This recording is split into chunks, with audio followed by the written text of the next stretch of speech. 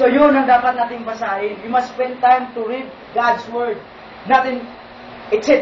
ng mga bagay kung saan tayo masaya, kung saan tayo comfortable sa ating oras. We focus. Tawa lang tayo na walang dahilan. Aba! Ang sweet! Tawa ka na walang dahilan. Parang ganun, di ba? Nakakaya sa Panginoon, namatay siya sa krus para sa atin. Then yun lang ang gusto ng Diyos sa atin, na magbasa tayo ng Biblia. Ay, naku. Aba. Totoo yun.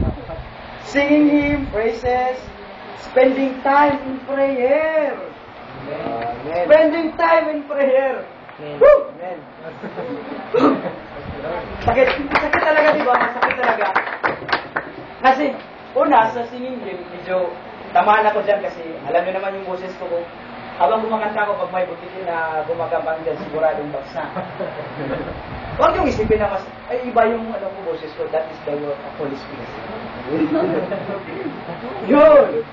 Tandaan nyo na, praising and worshiping. Spending time in prayer. Alam ko naman, lahat sa atin dito ay prayerful. Prayerful, di ba? Pero sometimes we forgot that word prayer. We focus in YouTube. Magdamag tayo. Nakaganon. Wow! Ang galing, aba! Ang galing, no? Ang galing! Totoo yun! Wala akong sinabi. Ba't yan ang sinabi ko? Nakaligtaan natin ito, yung prayer. Yun po ang sabi ng Panginoon sa atin. Yun po ang sabi dito sa Biblia. Yun po ang sinabi ng Biblia. Wala kang pinataman kung sino, ha? If you guilty. If you guilty, okay. Okay lang. Kung guilty kayo, totoo yun. So, tandaan nyo yan, ha? Spending time in prayer.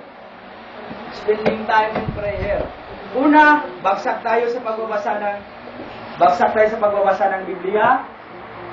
Siguro hindi bagsak yung mga magaling kumanta. Pero tingnan yung pagkanta nyo, baka kumanta lang kayo pag narinig kayo, ay, kanta ng Panginoon. Pero pag wala, ay nako, simula sa patikim-tikim, laklak pa rin ang kalamasan. Anyway, ano natin yan? Ano talaga natin yan? Walain natin yan. Kasi sabi dito, we must be transformed by the renewing our minds. Isip natin, kasi yung isip natin, ano bang sinabi sa Ephesians? Na-guard, ano yung sabi doon? Hindi, mind. Yun. Kasi alam nyo ba, ang kaway dito pumasok. Di ba ang kaway dito pumasok? Baka tanongin nyo, saan papasok ang kaway dyan? Posible din nyo alam. Grabe ha. Then yun, fellowship with others believers. Kailangan po natin na maging fellowship sa ating mga kapwa na manampalataya o kapwa natin. Yun. So, tandaan po natin. Ito, sabi po ni Apostle Paul tells us, fix your thought on what is true and honorable and right. Fix your thought. What is true? Wow. So, and honorable and right. Yun po ang sabi ni kung napansin nyo kay Apostle Paul, siguro sabi, kahit ako dati, nagtatanong ako sa buhay ni Apostle Paul. Kung sabi, ba't naging apostol yan? Kriminal yan? Yun ang dati kasi, alam niyo ako, sa totoo lang, lumaki ako sa, yung mother ko talaga, ano talaga sa Panginoon. Kung hindi ako pumunta ng simbahan, alam niyo kung saan ako kinurot? Dito. Di ba masakit? Masakit yun. Kaya ako, yung bata ko, isa lang yung favorito kong chapter. Yun, nabasa ko si Paul. Bakit mo ito naging apostol itong taon ito? Criminal to eh. Pinatay siya. Di ba siya yung pangulo sa pagpatay kay Esteban? Siguro, alam natin yan. Hindi ko nasasabihin niya. Alam natin yan. So yun po, ang sabi ni, fix your thoughts.